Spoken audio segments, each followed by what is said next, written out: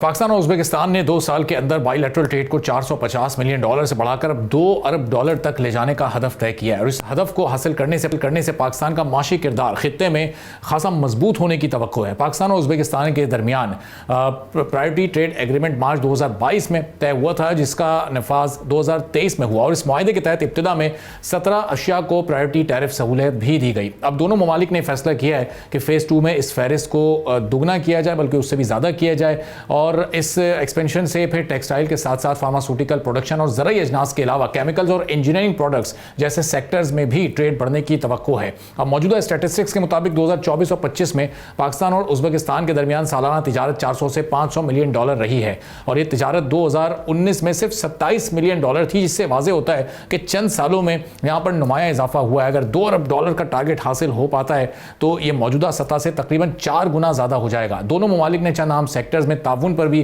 خاص توجہ دی، اور ان میں ٹریڈ فیسیلیٹیشن کے ساتھ ساتھ کسٹم ڈیجیٹلائزیشن ہے اور ٹرانزٹ ٹریڈ ہے۔ اس کے علاوہ ریجنل ٹریڈ کوریڈورز کی ترقی اور بزنس ٹو بزنس روابط بھی شامل ہیں۔ پھر ویزا سہولتوں میں بھی بہتری کو بھی تجارت بڑھانے کے لیے اس وقت ضروری قرار دیا جا رہا ہے، اور صرف ازبکستان کے ساتھ نہیں بلکہ اس کے ساتھ ساتھ قازقستان کے ساتھ بھی پاکستان کی ٹریڈ ٹاکس بہت ہی اچھے انداز میں چل رہی ہیں۔ اب یہ سب کچھ ایک ایسے وقت میں ہو رہا ہے جب ریسنٹلی پرائم منسٹر نے ایک بڑے پیکج کا اعلان کیا اور وہ ریلیف پیکج دیا گیا انڈسٹری کو، تو اب یہ ٹریڈ ٹاکس بہتر انداز میں آگے چلتی ہیں، فالو اپس بہتر ہوتے ہیں، اور پرائم منسٹر کے اس انڈسٹریل پیکج کو بھی ہم ذہن میں رکھتے ہیں تو آگے پاکستان میں کتنی فورن ڈائریکٹ انویسٹمنٹ آ سکتی ہے، پاکستان اپنی کتنی نئی مارکیٹس کو ایکسپلور کر سکتا ہے، اور جو یہ ممالک جن کے ساتھ ٹریڈ خاصا کم ہے، اس کو کیسے بڑھایا جا سکتا ہے، چونکہ اب پاکستان کو بڑی مارکیٹس میں اگر آنے والے دنوں میں اسٹرگل ہوتی ہے تو پھر ان چھوٹی چھوٹی مارکیٹس کو بڑی مارکیٹس میں کنورٹ کرنا پڑے گا۔ تو یہ سب کچھ کیسے ہوگا، اس کے لیے مزید کیا کچھ درکار ہوگا، اس پر ہم بات کریں گے۔ ہمایوں اختر خان صاحب سابق وفاقی وزیر ہیں، سرمایہ کاری اور تجارت کے ہمارے ساتھ موجود ہیں۔ بہت شکریہ ہمایوں صاحب، پروگرام کے لیے آپ نے وقت نکالا۔ اب ہم دیکھ رہے ہیں ازبکستان سے بڑی اچھی بات چیت چل رہی ہے پاکستان کی، قازقستان سے بات چیت ہو رہی ہے، یہ جو $500 ملین کی ٹریڈ ہے اس کو $2 ارب تک لے جانے کا سلسلہ چل رہا ہے۔ تو امریکہ اور یورپی یونین کے بعد اب ہم ایکسپیکٹ کر سکتے ہیں کہ پاکستان اور بھی بڑی مارکیٹس بنانے جا رہا ہے ٹریڈ پوائنٹ آف ویو سے؟ یہ بہت ضروری ہے کہ آپ ریجنل ٹریڈ کی طرف توجہ دیں، اور جب سے یہ سینٹرل ایشین ریپبلکس آزاد ہوئی ہیں ہماری کوشش رہی ہے، بٹ انفارچونیٹلی بیچ میں ہمیشہ افغانستان کا مسئلہ رہا ہے جو بار بار بڑا پیچیدہ ہو جاتا ہے۔ سو یہ ضروری ہے، but it's necessary but certainly not sufficient. جو اصل بڑی مارکیٹ ہے یورپین یونین اور امریکہ کے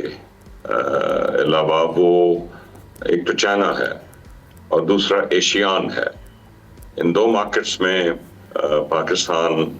انفارچونیٹلی خاطر خواہ کامیابی نہیں حاصل کر سکا، حالانکہ چائنا کا ہمارے ساتھ فری ٹریڈ ایگریمنٹ بھی تھا جو 2007 میں نہیں سائن کیا تھا، میں وزیر تجارت تھا، اور یہ بالکل وہی ایگریمنٹ تھا جو چائنا نے باقی ایشیان ممالک کے ساتھ سائن کیا تھا۔ لیکن انفارچونیٹلی چائنا کی مارکیٹ ذرا ڈیفیکلٹ ہے، اور ہمارے جو ایکسپورٹرز تھے وہ اس کو صحیح طرح پینیٹریٹ نہیں کر سکے۔ وہ عادی تھے یورپین یونین امریکہ کے، لیکن چائنا کی جو اتنی بڑی مارکیٹ ہے اس میں وہ پینیٹریٹ، بلکہ ہوا یہ کہ صحیح طریقوں سے یا غلط طریقوں سے جو پاکستان کا امپورٹر ہے وہ بہت ایکٹیو ہو گیا۔ حالانکہ فری ٹریڈ ایگریمنٹ میں صرف مشینری اور را مٹیریل میں ہم نے کنسیشن دیے تھے کہ وہ پاکستان میں بغیر ڈیوٹی کے آ سکے، لیکن انفارچونیٹلی جب سے یہ ایگریمنٹ ہوا ہے تو امپورٹر زیادہ ایکٹیو ہے پاکستان کا، صحیح طریقوں سے یا غلط طریقوں سے انڈر انوائسنگ کر کے